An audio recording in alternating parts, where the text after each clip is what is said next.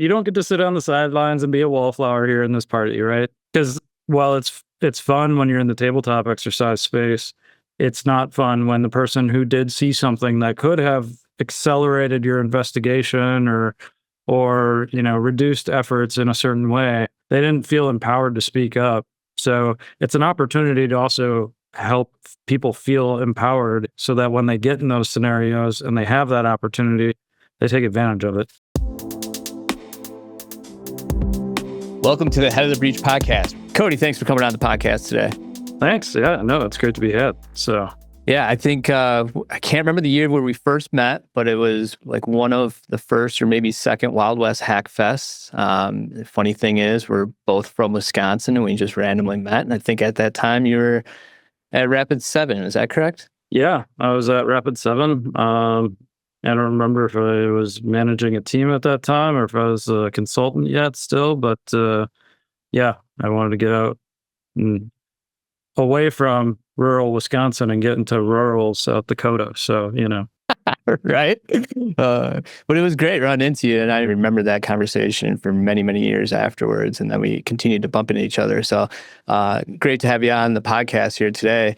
And I remember I was always impressed with your career journey. Maybe you can just kind of walk us through, like, how did you get to where you are today as a director of InfoSec Ops? Yeah. So I was lucky in that at a younger age, I knew I wanted to get into information security. So when I went to college, I was very focused in on, can I find something that's in InfoSec?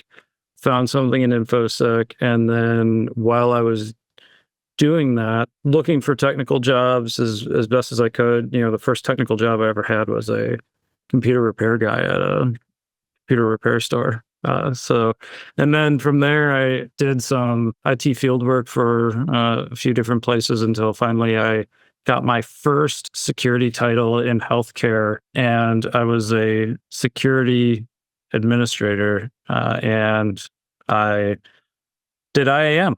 That's what I did. I made user accounts. The process was incredibly manual. We said, who do you want to be set up like? And we just, copy, paste. Copy those permissions. Yeah. Because you weren't versed in how any of it was built. You were just told, create the accounts and make sure you don't give them too much. And obviously that wasn't great. So it led me into a pretty long journey into the identity and access management space, and the amount of complexity there to do it well. It was a lot of fun to dive into that. But I started doing some vulnerability management there once we built a lot of automation in that space. Got into vulnerability management, enjoyed doing that. Started doing some consulting for access management in the medical record system. So I hopped out on a contract out east for 6 months and lived out in the Connecticut area for a while, doing that for a lot of user access and building roles and identities there. And that's when I pivoted over to Rapid 7 after I spent some time out there. First, I was just doing vulnerability management, but then I started teaching some hacking classes for Metasploit. And eventually, we took on this new product called AppSpider, which turned into their product inside AppSec today, as people know it.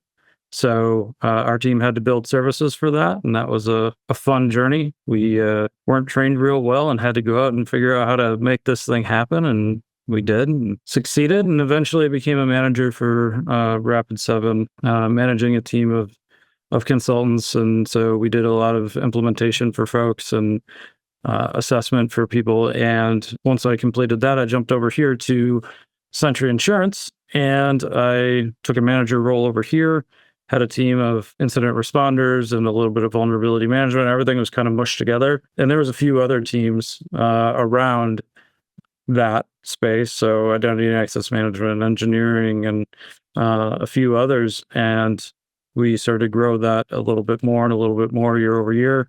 And now we've got a pretty sizable group in our area, and AppSec, vulnerability management, red team, engineering. Did I say access management already? I might have. You got a lot there. Yeah.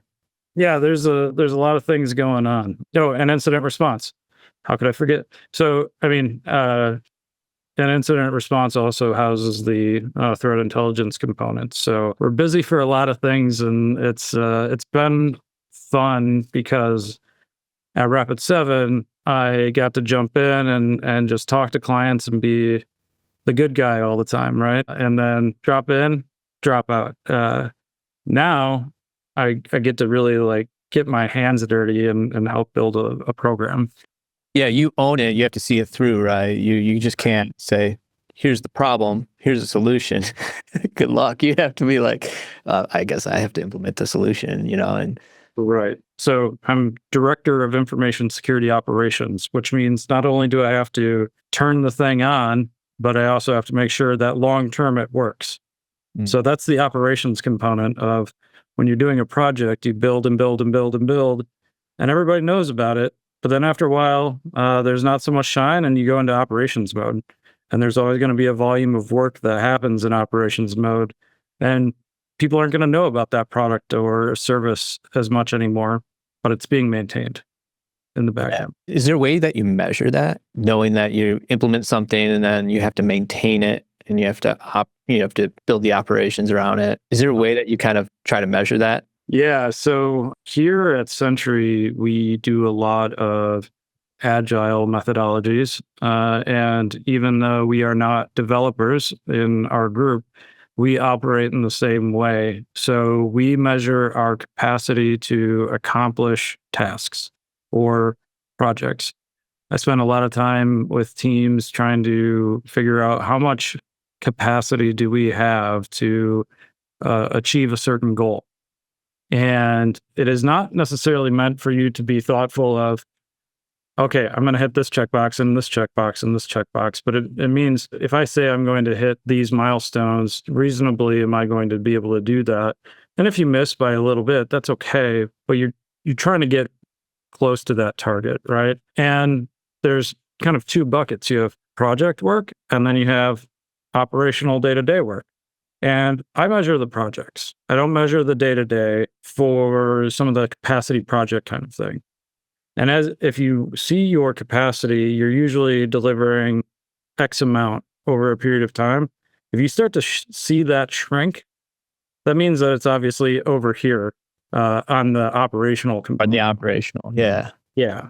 Now, I will measure some of the operational stuff for incident metrics or tickets coming into the IAM group to just get a general sense of volume of effort it takes to accomplish some of those things. So more from are staffing levels accurate? Do we have what we need from a resource perspective?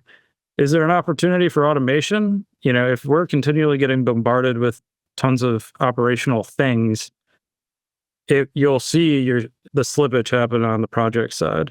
So from a agile methodology, projects is how we measure that.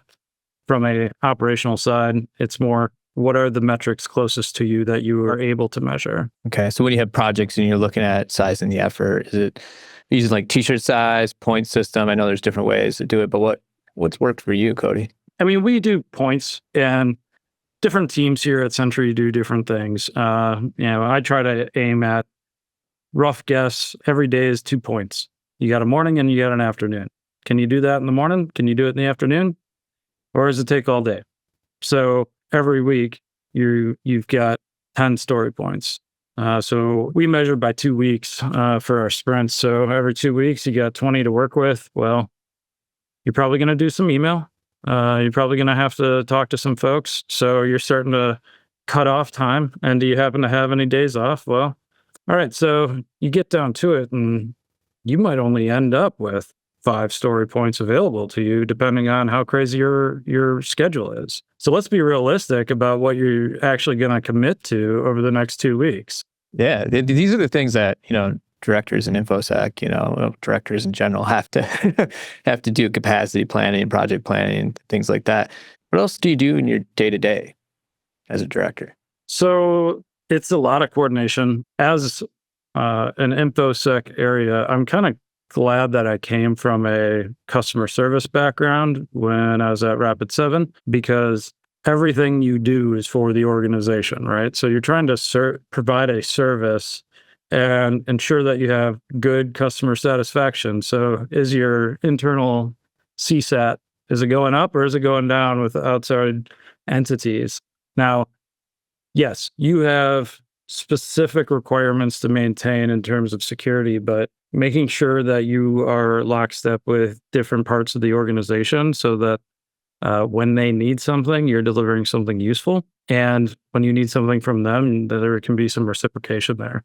So a lot of time is spent trying to make sure that we've got our eyes on the right projects, that we know what some of the upcoming work is going to be, or where we need to inject ourselves at the right time. That's more at an organizational level. From a internal to InfoSec area, it's, do we have the right training to perform our work? Are we measuring things appropriately so we're self-aware enough of when we're struggling? Or do we have blockers that we now need to think about and refactor? Is our design choices appropriate? So there's a lot of external analysis, internal analysis that goes on there. And then at times you're brought in to kind of talk about the risk of a certain thing and what's our risk appetite, and should we take action? Should we find a mitigation? So do we need more data? There's a variety of things happening in that space. Yeah, and I was going to ask you, how do you communicate that risk up, right? Like that's many people have different styles of how they do it, different analytical ways of thinking about it. But what has worked for you when you need to kind of communicate that risk to upper management? So there's a variety of nuances there based on kind of the category that you're looking at. So are you talking about what risk is there in this new business process that maybe there's not the most clean way to secure? There's risk inherently in doing business of this type, or maybe not in this type, but in this way. And there's no good answer to go around it. Those are conversations that you're having with the business unit. And then you raise that up to your group. Sometimes it's a meeting to kind of talk a little bit more. Other times you have to form an exception if it's flying in the face of policy directly. So you need to register that. Now, there's other risk elements that you can measure, and that would be more from vulnerability management and AppSec metrics. So how much risk do you have kind of baked into the things that you own, and how are you driving that down? Month over month metrics are useful, but calling that out is in a specific way is useful. Otherwise, if it's a new hot button vulnerability right out the door, well, that's get people on the phone. So, I mean, you go from operational tracking and movement on vulnerability management to incident response mode when you hit a certain severity level. And then all those metrics kind of go out the door, and it's getting people on the phone and making sure that you're blocking and tackling and getting the right people online to mitigate, stop, or whatever in those particular moments. So that's kind of when you get over to the IR side of the house. So lots of silos on raising risk, right? Yeah, what I'm hearing, Cody, is you're basically saying the way you communicate that risk up changes based on the different aspect of security you're talking about. You're talking about incident response, or you're talking about business operations, or you're talking about bleeding edge vulnerabilities or emerging threats that are coming out. Have you found it easier to communicate risk because you come from a technical background? Or another way of asking the question is, do you leverage your technical background while communicating risk, or do you shy away from that? I think it was a good place to start to help you understand what the real impact of that thing was. So when you study and you're kind of coming up in the InfoSec space, you go, here's an exploit. Somebody could drive a truck through that. That's bad, right? As I, grew in terms of understanding, from a career set, understanding how businesses operate, what the true value set is of having a InfoSec group, what service they're supposed to provide. You're talking about what's that mean in context of the environment in which it lives.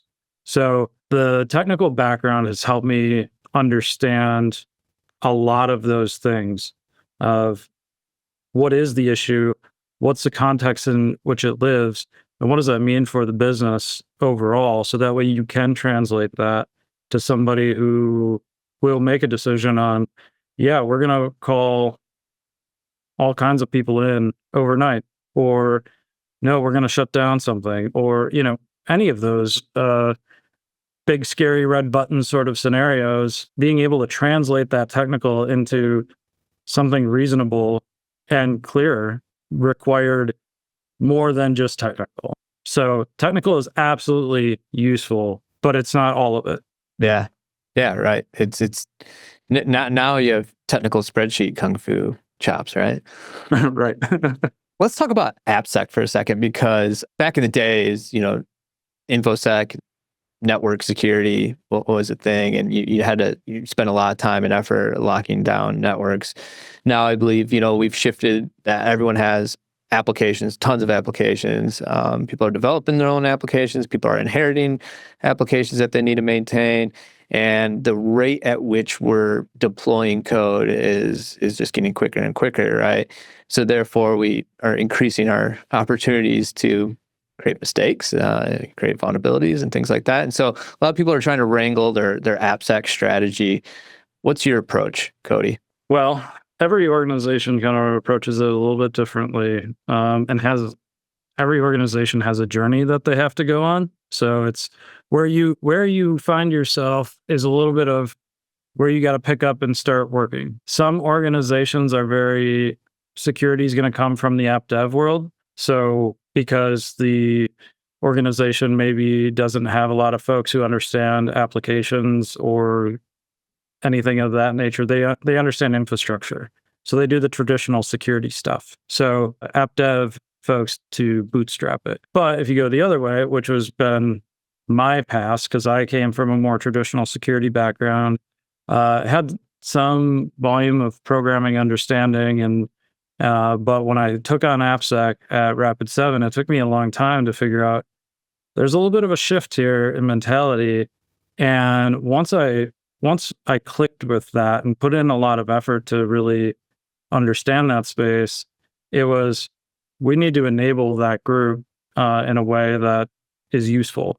So it can't just be, here's your scan data, enjoy. I don't understand what the scan data does or means, or how you truly pick apart an application, but you're a developer, you'll figure it out. Here's your vulns, right? What my approach has been more fundamentally, you have to do a couple of blocking and tackling. You got a couple of pay-to-play type things that you got to do first. So how do you do your SAST and DAST scans appropriately and do it right for every application? So onboard and then rinse and repeat that onboarding process. That onboarding process should also include risk analysis and understanding the app so that so here's the vulnerabilities that are out there. And what we've started doing is, because you can't just go off of the OWASP model. I mean, the OWASP model is useful for telling you this is bad, but what does it mean in context? And that's probably the big nuance that I think a lot of folks struggle with. So where we went was we did dread modeling.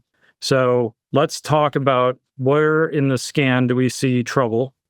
Let's focus in on that trouble and then start dread modeling that out and saying, okay, based on the context in which we find this vulnerability, here's truly the things that we want app dev you to spend your time on when you've got a laundry list of crazy things to do already. We're going to jump in and we're going to add some more. Well, we're going to add things that are meaningful for you.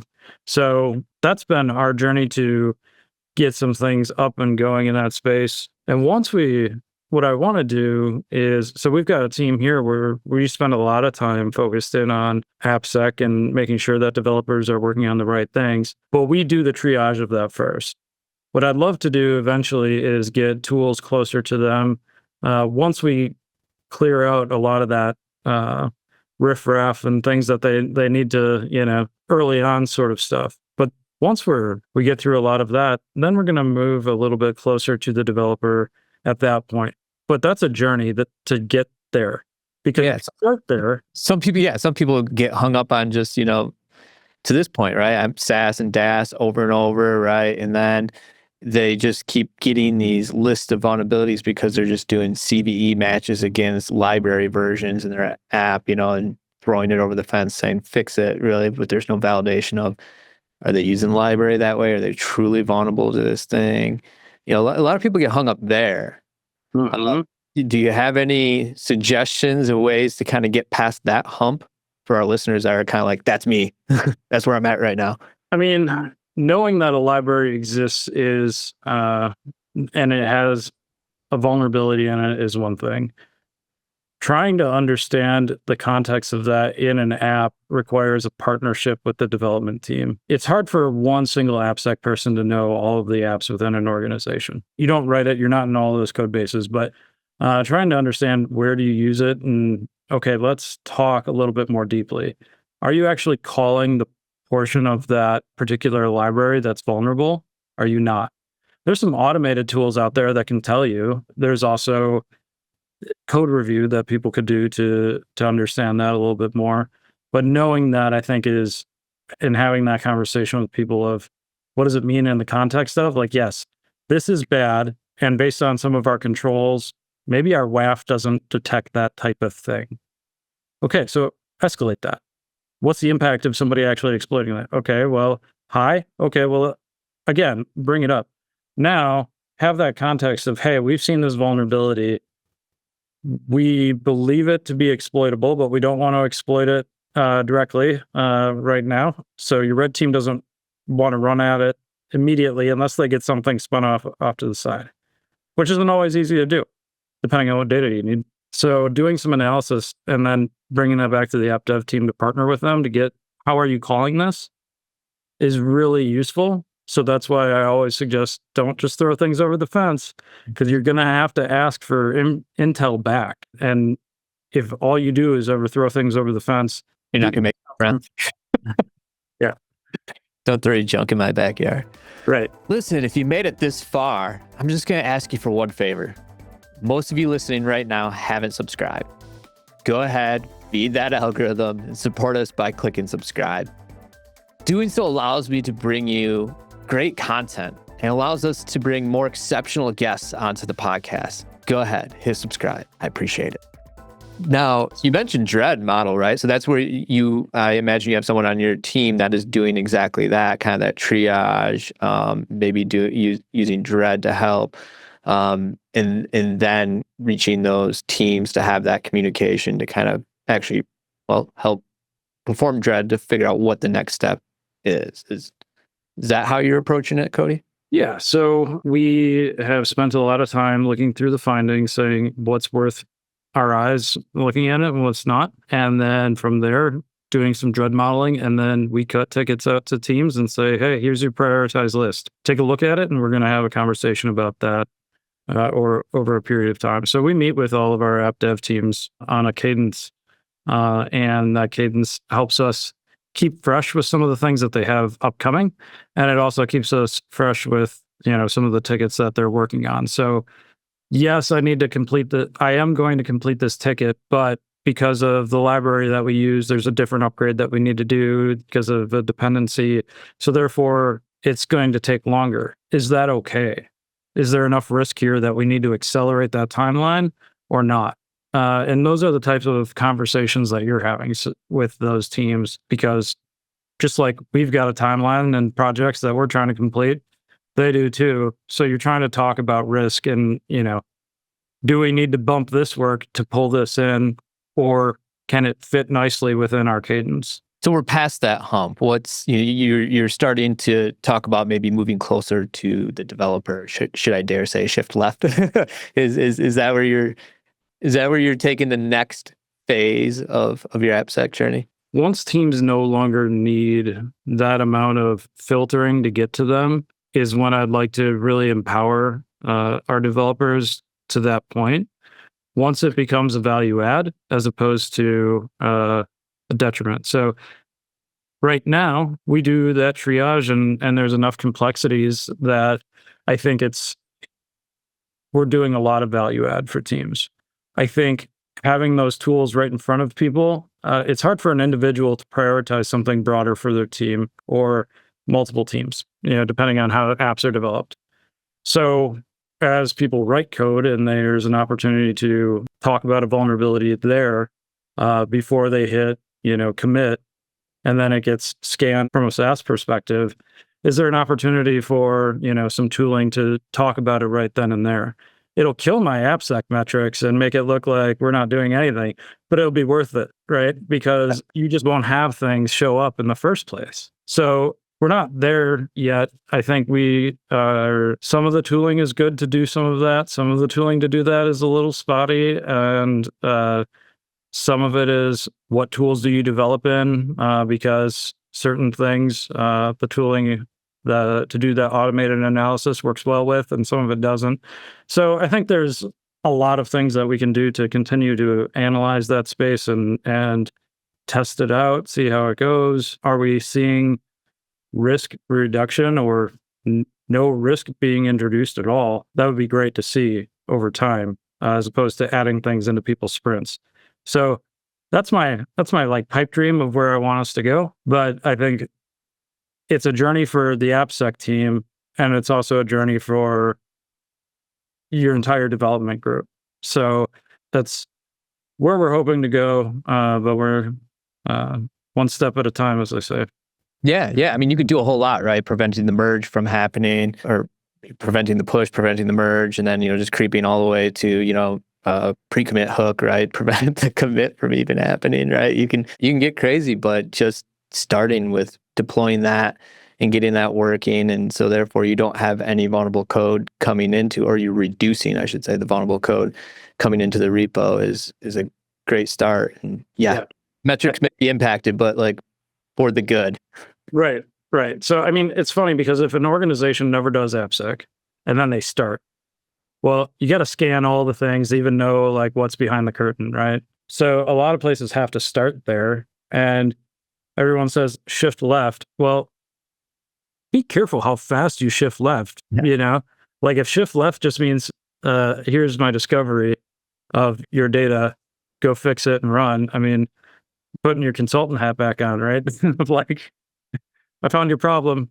Yeah, there's a reason why they call it like shifting left, right? Is because you don't start your application development group from the ground up saying, I'm going to put in this pre-commit hook at the developer's workstation to prevent security from happening. Now, someone out there is like, I'm building that way, but like, not really. When you're building something as the business, you need to get the product out, the code out and deployed. So you usually don't have that amount of rigor right from the beginning from an AppSec perspective.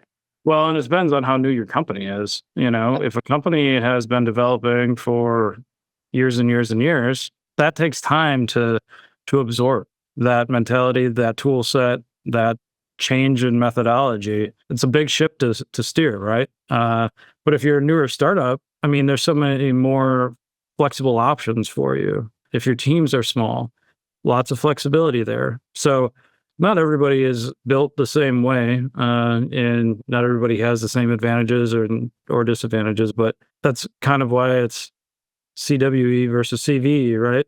You got to have out for yourself to some degree. I like that. Cody, what threat do you fear the most? I mean, there's the like typical answers of, some threat actor out there, I'm scared of ransomware. I think I am more thoughtful on how much coverage did we get in our implementation plans, in our designs. The analogy that I often have is it's like a Plinko game, and what you're trying to do is prevent that ball from plinkoing all the way down, right? Like you want it to stop. So you got so many layers. It's defense in depth, or pyramid of pain, or whatever you want to call it. Did we do all the right things, or is it going to be the stars align and then you've got that like it falls straight down? So that's probably the thing that I think about the most in terms of things that make me nervous. Are we sure we did it all? And a lot of the time you can walk away and say, yeah, I feel like we did, and we've got enough layers here to keep us safe and operating appropriately. But there's always something in the back of your mind going, well, what if? You always have that person saying, well, what if, right? So you're trying to reason with that and come to terms with that all the time. Yeah, well, I was going to ask you, how do you get to that point where you feel comfortable? Is it threat modeling? Is it Cody's hacker brain just going, what if? The team have some exercises? Are you using MITRE ATT&CK framework to kind of, build yourself a heat map? What works for you? It's kind of dumb, but the answer is all of it, right? So I'm good at asking questions, but I'm by no means the smartest person in the room, right? So I do think a lot about, well, where else does this impact us? So when I'm talking with folks about web app attacks, I'll talk to folks from a network perspective, and they have lots of layers in place. And okay, great. And they feel good. But then once you start really thinking about, well, how does a web app work and how do some of those attacks work? Well, some of that it's the Plinko game, goes straight down. None of those network things necessarily apply in the same way. You're talking about an entire different layer of the OSI model, right? So then you go, okay, well, that's good from that perspective, and that helps. What do we do from another angle? So what's the other layer? So we talk to the AppSec team, and we start saying, okay, AppSec, you've got your own controls at different layers. So build, deploy, and everything in between. So where are all of those different check boxes and check marks? And then red team doing threat modeling, threat intel doing what are the bad guys who are chasing after you? What's their MITRE ATT&CK framework look like? And then have your red team focus in on, does that MITRE ATT&CK framework match up? Our controls, if we overlay them, is it they focus here and we've got a big hole there? Or is it they focus here and we've got coverage? So doing a little bit of overlay there, I think, is also helpful to help prioritize a little bit of that. And then the other thing is just hygiene of vulnerability management and AppSec. Are they continuing to do those operations appropriately? Access management. Is access management being handled appropriately in all ways? Is there MFA involved? Is our design and engineering efforts built in the right way to help that? And then do we have any detection to say, yeah, but what if that breaks? What if we pull the plug on that particular component? Would anyone know until we get the alert that's way down here? So that reminds me, right? How do you get ahead of that? How do you approach proactive security within your team? It takes time to kind of instill that with everybody within your organization. It's curiosity in asking why. Why did that happen? Where did it come from? It's not enough to just block something, right? But why did that even come into play? And I think instilling that into people in your organization, not everybody's built the same way to think about that curiosity of why or what if. And so spending time with people when you have an incident, doing incident reviews, when you have a tabletop exercise, talk about what went right, what didn't go right. Tabletop exercises are incredibly useful. Getting firing ranges going, those are super useful for people. Having your red team kind of blow something up every so often is also useful. And sitting down with your team and not directing them to ask why, but suggesting, well, where else could you go? What might that mean? I think is a really important and powerful discussion point to have with people. Yeah, when you mentioned tabletop exercises, we had a tabletop exercise a little bit ago, and we're walking through, what if this happens? What if that happens? Blah blah blah, and you uncover the craziest stuff once you get a really good dialogue happening. And this one was on incident response, and it's like, oh, we're covered. We have our password safe offline over here, and we have it accessible here. And what they didn't realize is that their knee-jerk reaction to a ransomware event would actually lock them out of a bunch of absolutely need to have credentials in order to work the whole incident. So it's like, man, we would have never figured that out, if we just said, okay, check, moving on. It's like, no, you pressed and pressed, and good stuff comes out. Yeah. And encouraging people to talk in those or say, hey, you haven't spoken. What do you think? There's a reason we brought you to the table. Come on in. Oh man, it wasn't just a roll of D20, right? And Right. Yeah. Right. You don't get to sit on the sidelines and be a wallflower here in this party, right? Because while it's fun when you're in the tabletop exercise space, it's not fun when the person who did see something that could have accelerated your investigation or reduced efforts in a certain way, they didn't feel empowered to speak up. So it's an opportunity to also help people feel empowered, so that when they get in those scenarios and they have that opportunity, they take advantage of it. absolutely. And Cody, how do you prioritize all the different vulnerabilities, right? So out of the proactive approach, you identify vulnerabilities. Vulnerability management and scanning is identifying things. You have AppSec reporting different things, but you get flooded with all these different vulnerabilities. How do you prioritize them across the whole company? So there's the basics of CVSS says this. Okay. What's the buzz in the news? Is there anything happening there? Is it exploitable? Is there any proven examples of somebody exploiting that? Those are some of the components of let's raise those to the top right away. I think context in which it lives, it also makes a lot of sense. So if this is, a client-side vulnerability versus a server-side vulnerability, if that's a batch server that no one ever logs into, you probably don't need to hit the big red button to have somebody chase that down right this second, right? But if it's something that, it's that batch server and every other server, okay, well, that changes it, right?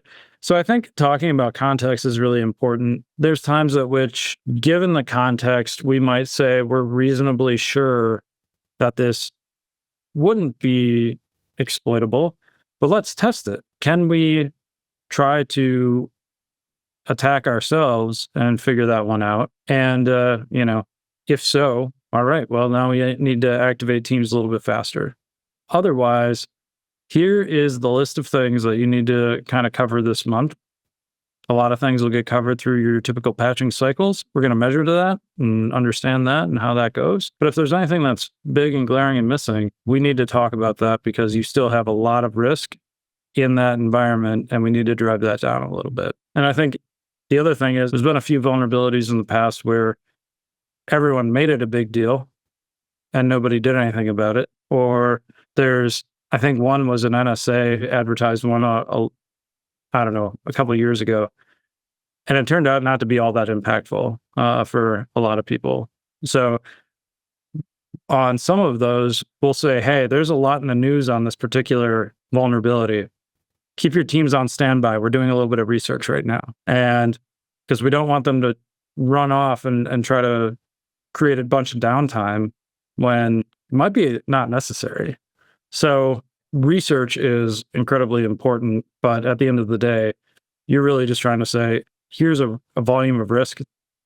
Here's your prioritized list. You're not going to fix every single thing, but here's the things that you should focus your time on. That's great advice. And, also, SysAkev does a good job, I believe, of saying, it's not always just the new hottest thing, right? It's what is being exploited, because sometimes a vulnerability may be like, hey, it's vulnerable, but there's no public exploit, right? And then literally a year or 2 or 3 years later, there's someone figured out how to exploit it, right? And now they're scanning the whole internet. And so that dated CVE is coming around and being exploited, right? And then it's you got to kind of take that just as another data point. You touch, it's multiple data points to come to this. Hygiene is important, right? So don't forget to kind of keep things up to date. I mean, it's one reason that you want to keep your libraries up to date. Yes, you run the risk of pulling something in that has an undiscovered vulnerability that's going to be tomorrow's hot one. But you also run the risk of what you just said of it's been out there for, what was the SSH one? How long had that vulnerability technically existed before it became big news, right? Yep. So hygiene and keeping up to date is really important, but sometimes you do your best efforts to make these things come along, and once in a while you're going to have to just scramble. Yeah. As a director, what are the top 3 metrics you care about, Cody? Top 3 metrics that I care about. Threw you a curveball by making you Only give me the top 3. I'm going to maybe cheat a little bit here and talk a little bit more on measuring effectiveness for your different parts of your program. So I think measuring how you are performing in a particular area is really important from your operational day-to-day stuff. So, when I talked about ticketing before, measuring what does it mean from a day-to-day perspective to operate. And if you start, cresting a wave and going into the red there, expect things to suffer. What are the downstream impacts of that? I think the measuring your ability to affect change for your area is important. So, are you able to show that you're changing your program in a positive way, that it's measurable, that we've done something and it has reduced workload, it has accelerated delivery, whatever. So I think that's another aspect.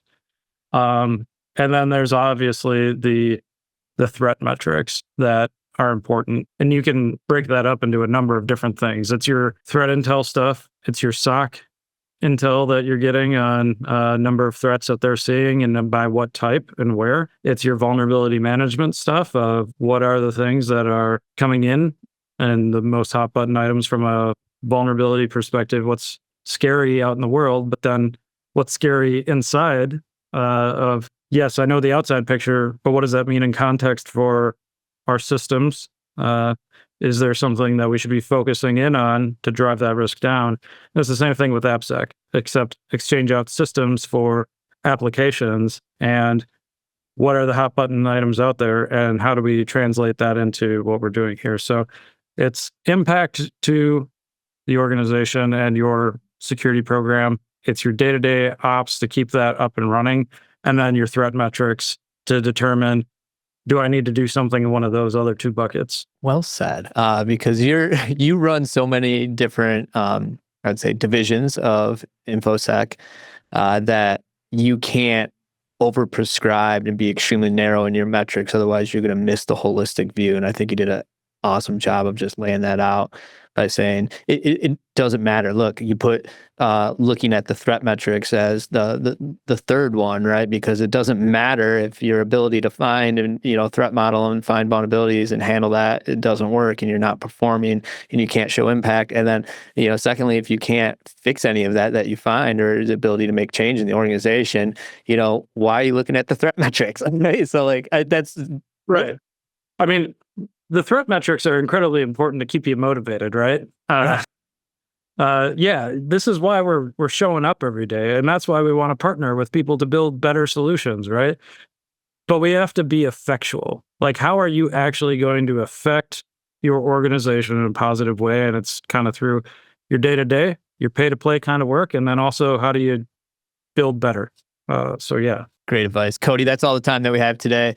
Thanks again for coming on the podcast. If someone wants to get in touch with you to kind of follow the work that you're doing and maybe ask you a few questions, how can they do so? LinkedIn is really the only social media that I interact with. So otherwise, I just view from afar. Sounds good. Thanks again, Cody, for coming on. Yeah, appreciate it. Thank you. If you've made it this far, do me a favor and check out what we do at Sprocket Security. If you're ever in need of a penetration test and you want that hybrid scalable approach, the always testing, always on, not this fake click a button, do a pen test 2 weeks and then do that 5 times a year. No, I mean always on, always testing, latest bleeding edge threat that comes out there, latest exploit, phishing, all the way to, defense evading, covert operations, whatever type of pen test you need. We'll do it as frequently as possible, and we'll also provide a platform for us to interact together. I've devoted the last 5 years of my life to building penetration testing and innovating upon it and changing it so you can actually do security testing, proactive security testing in a much better way. Give it a shot. Check us out, www.sprocketsecurity.com.